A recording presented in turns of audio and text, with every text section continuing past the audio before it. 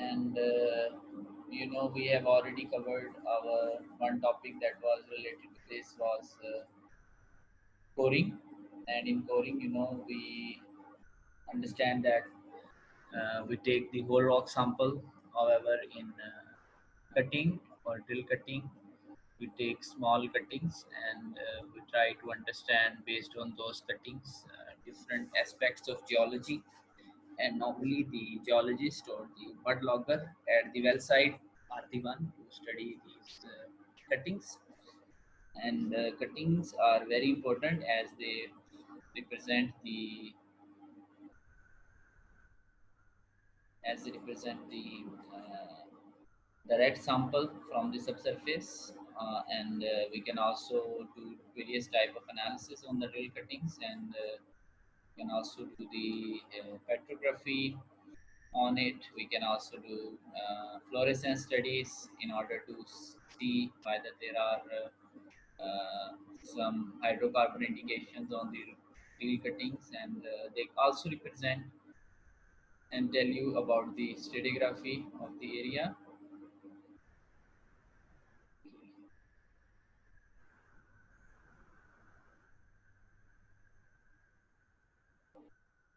They also tell you a little bit about the stratigraphy of the area, and they also tell you about the mineralogy, about the sedimentology, about the depositional environment of particular rock. However, in these cuttings, they also have some limitations. We will see shortly how they can limit our understanding, and how they can be helpful, and what are their final limitations. And as you know, excuse me, when once we start drilling, there is a drilling fluid that passes from the and takes all your cuttings from the annulus, and as the drilling fluid circulates, it carries with it the cuttings. So one function of the drilling fluid, as all of us know, is the removal of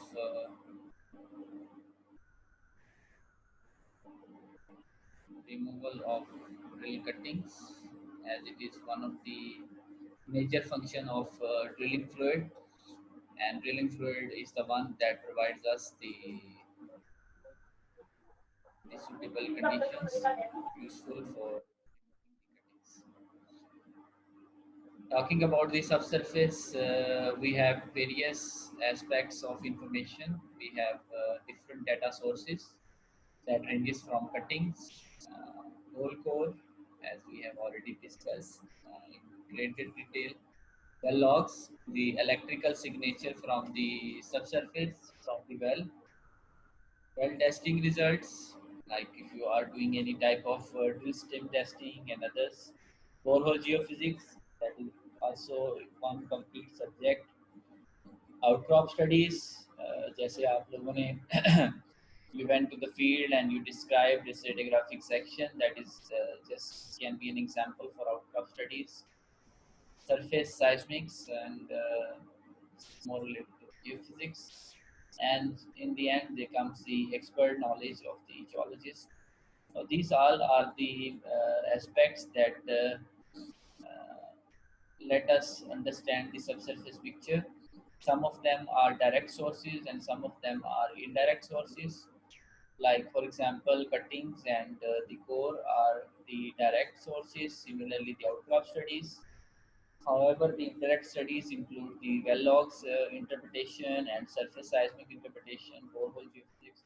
All these studies, they help us to better understand the reservoir, and to better understand the picture, what is happening in the subsurface, and try to understand what could be the probable limitations of our reservoir, and what are the main areas where we can develop the reservoir, like porosity, permeability, changes within the reservoir.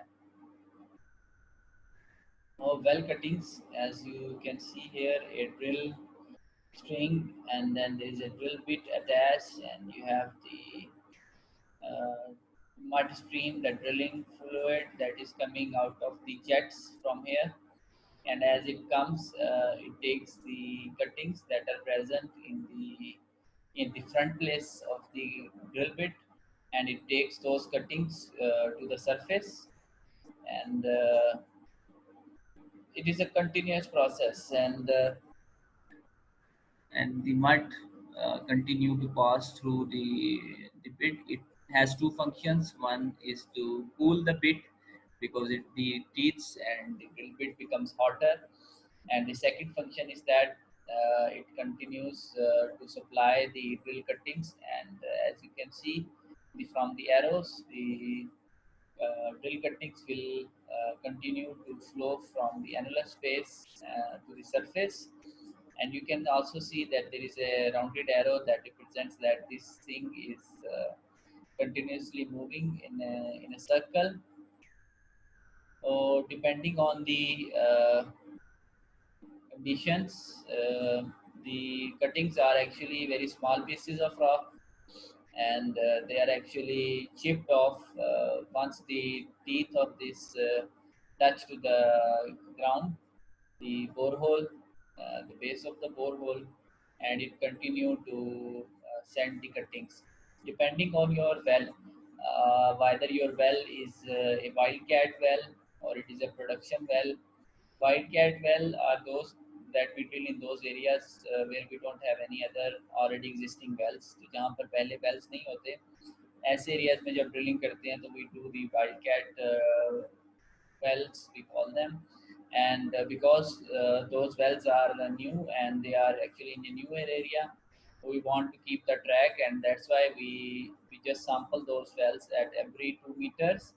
However, production wells in which we already have some existing wells, we just do the sampling every 5 meters, and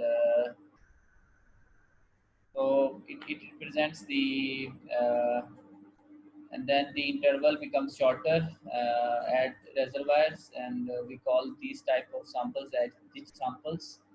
And we continuously, maybe if 2 meter is in the wildcat, maybe we take when we reach the reservoir, once we start drilling, we take the cover rocks. सबसे पहले cover rocks को drill करते हैं.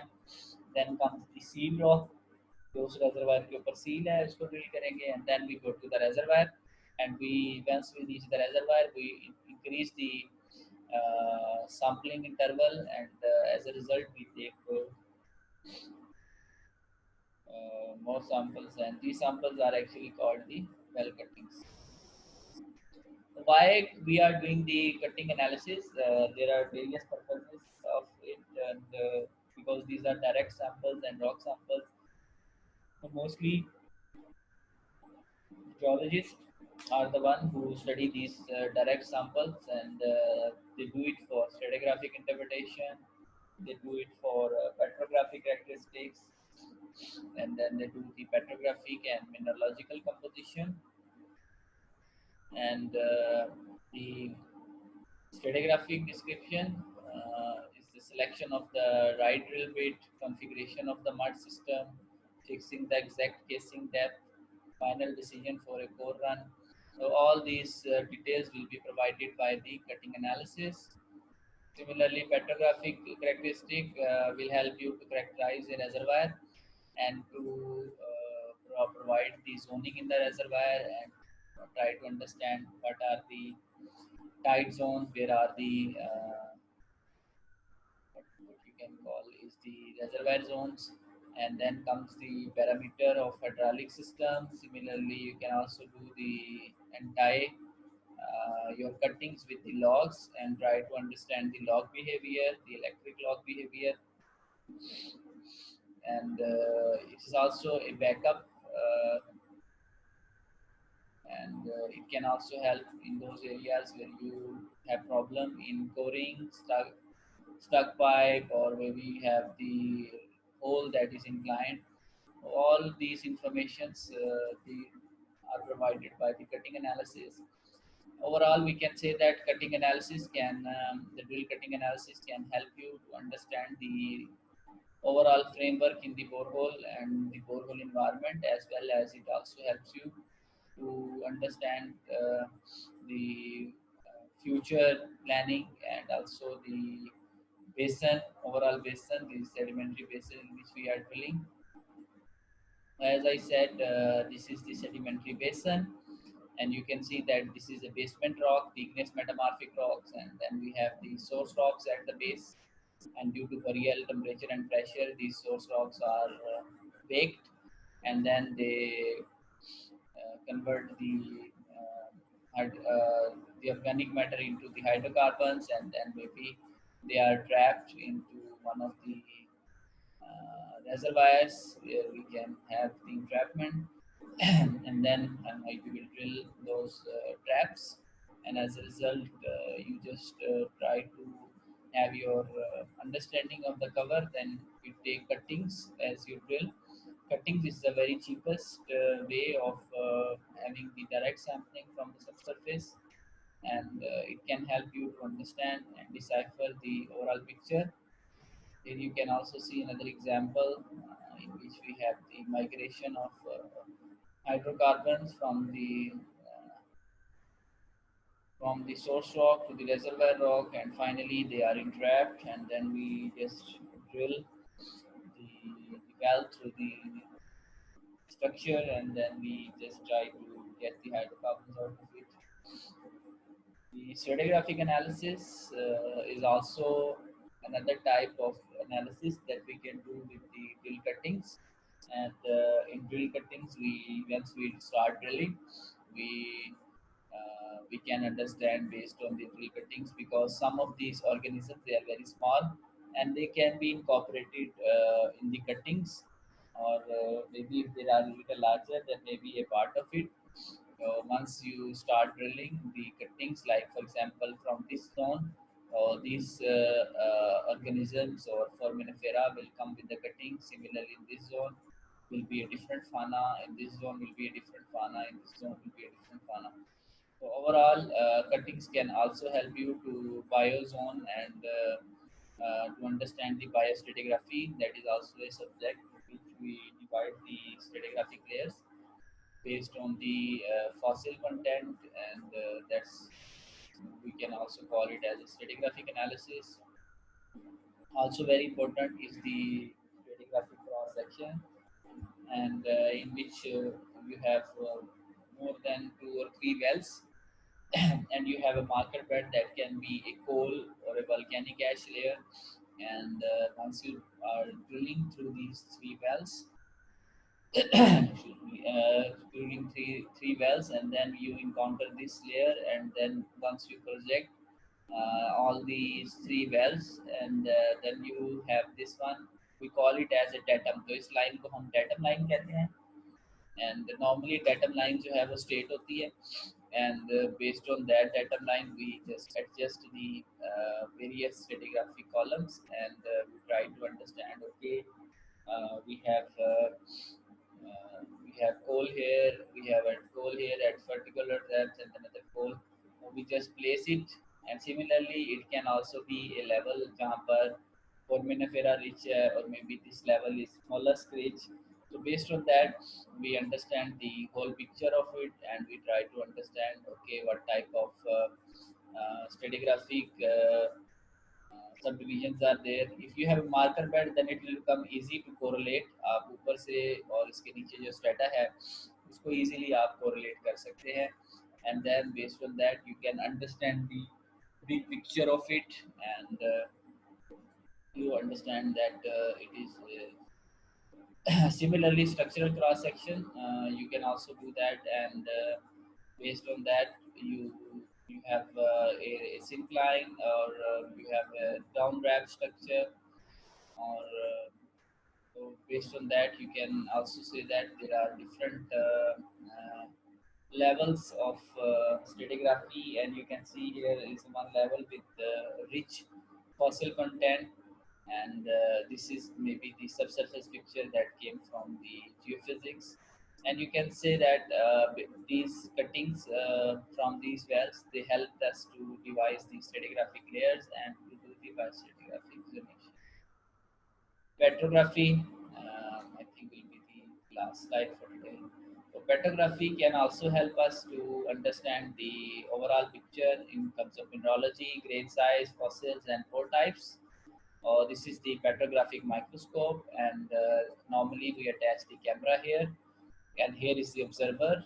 The petrographer normally sits here and try to observe the thin section. यहाँ पर this is the stage where we place the thin section, and then we try to rotate the stage, or maybe we move the nickel and out to understand the XPL and TPL view, the various cements and various pore types.